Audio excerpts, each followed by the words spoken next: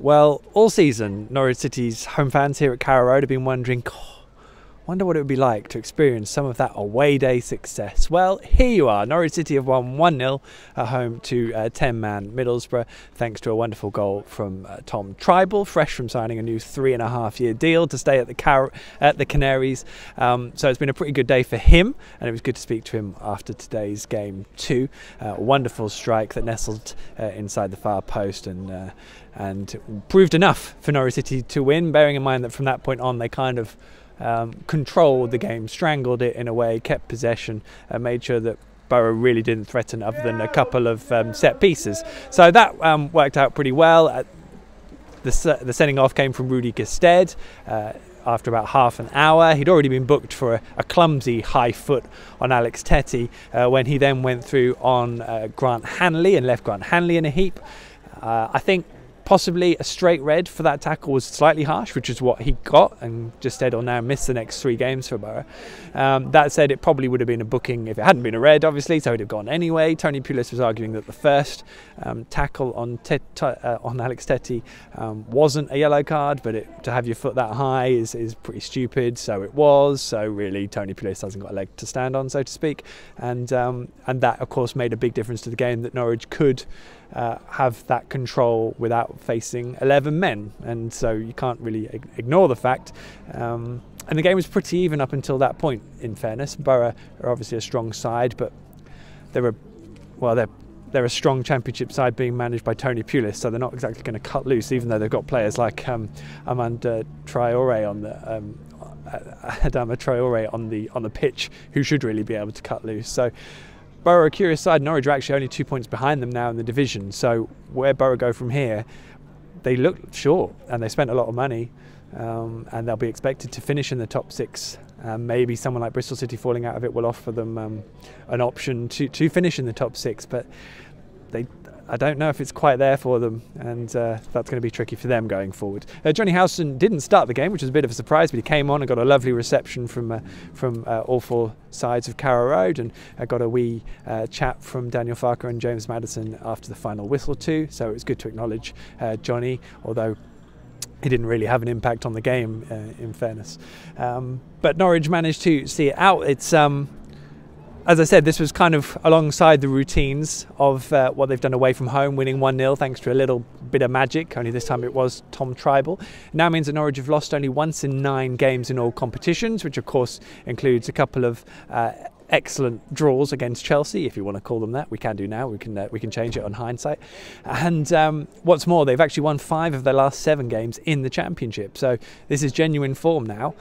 And as I kind of felt on Friday, new signings, fresh blood, no possible cup distractions, there's a little bit of momentum here. The atmosphere inside Carrow Road, there was no real angst or negativity at any point. Everyone was kind of on point, and clearly there's been a few things around today's game. We had Ethan Thomas as one of the mascots, and Simon Thomas was here, and that was obviously a good moment for Ethan in what's been a very difficult time, and Simon too, of course, after Ethan's mother Gemma died of leukemia at the end of last year. We also had a really touching applause across the ground on 52 minutes for Michelle Dack, who died last week from cancer, a true Norwich City super fan, and that applause around the ground was very touching. The City dugout were all standing in applause, and I believe Harrison Reed, James Maddison, some of the players were even giving a little applause during the game too.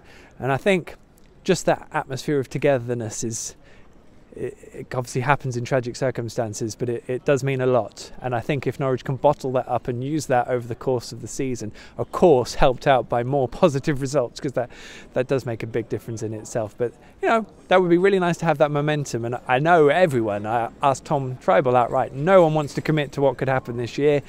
Getting anywhere near the top 6 would in truth be something of a miracle, given how far Norwich are away from it, even though they are now within 2 points of a team like Borough.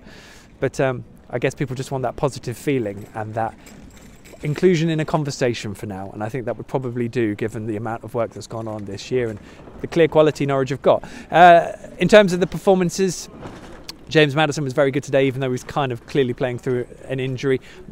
just a couple of poor decisions in the first half. We haven't really seen that much from him this season, but a couple of moments where he could have taken advantage. And it was this interesting dynamic because Maurice Leitner came on sort of midway through the second half, showed a wonderful array of passing, won the ball. It was a great game for him to come into, given that Borough were a man down. But likewise, on top of that, once Leitner was on the pitch, Maddison barely got a kick. And it was interesting, Norwich players clearly wanting to give Leitner the ball. They clearly respect him. They clearly see what he's got. Gunny! You're right. Can I do an interview with you? Of course you can. Come on, here we go. Straight in. Your boy did well. Another clean sheet. How many is that now? It's 12, is it? In the league stuff. He's doing all right, isn't he? It was a good game today.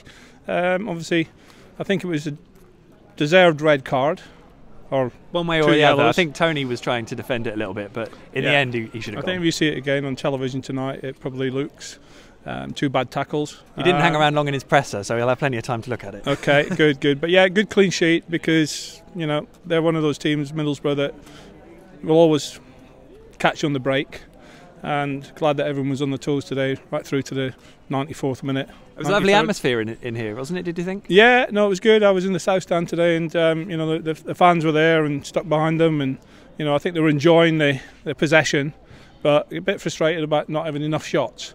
And then they had some shots, but they weren't very impressive shots. But there you go, that's football for you. I think I criticised them halfway through the first half because everything seemed to be relying on them shooting from 20 yards because they couldn't physically get into the box to do it. And then, of course, Tom Trybull scores the winner from 20. Well, it just shows you what a great strike. And I didn't realise he got a yellow card on the back of it, so I don't know what he did. Did he take his shirt off? No, it was after that. I think it was a little bit after. It was a tackle on Bamford. Okay, yeah. Well, I just saw that. I saw it on the match analysis. So yeah, yellow card. So, but yeah, what a great strike. Tommy Trybull has probably got the fastest growing hair I've ever seen because he was a skinhead about 3 or 4 weeks ago. Now all of a sudden he's got a full beard and tash as well coming along. Beard and tash, so there you go. And a new contract, 3.5 years. That must be that cryotherapy chamber that they've got up there. What are they putting in it? Exactly. All right, finally, what can Norwich do this year? Well, I was literally just saying, take it game by game, see what happens. But I mean, they're within 2 points of Borough now. That's a great take game by game, but it seems that each month is important when you look at the fixtures. And this is the fixtures against the top teams, so it's going to be very important. Obviously, they've got Derby away next week. Yeah. You know, that's game after that. Yeah, a little game against Ipswich after that. Wolves away. So it's a big month, and you know, if they come through it unscathed, there's a possibility that they're still in with a shout at the playoffs. And I suppose if Norwich do go up, they can get Angus to stay. That's one of the ways that they can get him to stay. I did say to the fans forum last week that Angus would love to play for Norwich City in the Premier League. We'll leave it there. There you go. Cheers, Gunny. That's the problem. You come up and catch me. I'm going to probably ask you. Yeah, you caught me. But yeah, I like it. Good well stuff. Done. Well done, Gunny. Top man. There we go. Look at that. Look at that. Norwich City legend. Well, you'd rather hear from him than me anyway, wouldn't you? So there we go. But yes, I think that's all bases covered, really, isn't it? Maurice Leitner pinging the ball around. Look forward to seeing more of him, especially in games where Norwich are closed down in midfield, because that boy is a very talented guy. And it'll be interesting to see how he adapts to the Championship. We also got to see Ona Hernandez for his debut, came on, showed some great turn of pace. As, you know, in fairness, Josh Murphy played well today and offered a real outlet on the break for Angus Gunn a couple of times late on as the game stretched, and Borough were obviously a man down by that point. They played an hour with only 10 men. So some nice flashes from Onel. We'll see how he beds in over the coming weeks. I think Dennis Shrabini was on the bench. We didn't get to see him actually on the pitch. And in fairness, Nelson Oliveira did pretty well today. I thought he worked hard and held the ball up without really getting much of in front of goal. Marcus Edwards, no sign of him in the 18, but I'm sure if he keeps performing better in training, that will come along. What I'm trying to say here in essence is that there is a lot of competition here. There are players who aren't getting in the 18 who would expect to be. There are a starting 11 who are going to get pushed by players from the bench. We know maybe we had it earlier on in the season, at the very start possibly, when people are still trying to impress Daniel Farke. But what we're doing now is getting it again with a closer group of players to what Daniel Farke would want to take going forward. Right, I think that's everything. Bonus chat with Gunny is always good, isn't it? Norwich head to Derby next weekend. That will be a very tough encounter, of course. But as I said, Norwich are in good form, upwardly mobile. And for now, I think we'll most definitely take that, won't we?